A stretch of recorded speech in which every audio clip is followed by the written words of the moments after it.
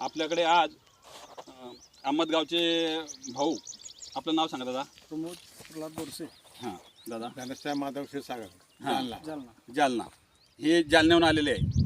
Sir वैद्य सरांच्या मार्गदर्शनाखाली आहेच.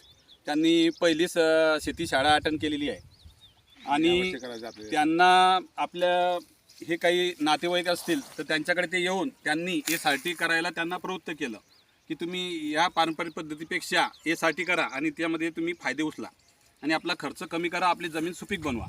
तर दादा, तुम्ही आता हा गहू पाहिला, तुम्हाला पूर्ण मी मार्गदर्शन केलं याच्याबद्दल की कसं करायचं शेती म्हणून SRT. तर तुम्हाला काही प्रश्न असतील तर तुम्ही विचारू शकता.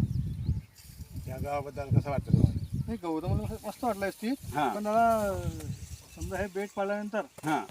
आपल्या पुढे नागाटी वखाटे म्हणजे कशी दरवर्षी बेट पाळावं लागतील का? नाही नाही, आपल्याला काय करायचं दादा, एक वेळ नागट्टी, रोटर आणि बेड पाळले आपण हां. की आपल्याला 10 वर्ष त्याला हात लावायची गरज नाही. नाही. जर आपले बेड थोडे खराब झाले पावसाने तर तुम्ही ते डबल करू शकता. करू. हां, आणि आपला तोच फायदा आहे. म्हणजे आपल्या जसं सैनिक जसं आपल्या हद्दीवर जर संरक्षण करतो तसं आपलं पण हे काम आहे की आपण पण हे काहीतरी करायला पाहिजे. देशाची सेवा घडते. कारण काय आहे, आपल्याला आपण डिझेलची बचत करतोय, झाला हा एक मुद्दा. आणि आपला स्वतःचा खर्च पण कमी होतोय. आणि आपला स्वतःचा खर्च कमी करणे हा आपला शेतकऱ्यांचा मेन मुद्दा आहे. कारण आपण मालाचा भाव ते आपण स्वतः ठरवू शकत नाही.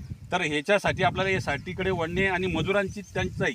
तुम्हाला काय टंचाई? पहिले मजुरांची. त्याच्यामध्ये आपल्याला बऱ्याचपैकी बचत होते पैशाची आणि कमी खर्चामध्ये आपल्याला SRT करून आपली जमीन भूमाता ही सशक्त कशी करता येईल तर हा पद्धत आहे. तर तुम्ही SRT करा नक्की. आणि तुम्हाला काही प्रश्न आणखी दादा?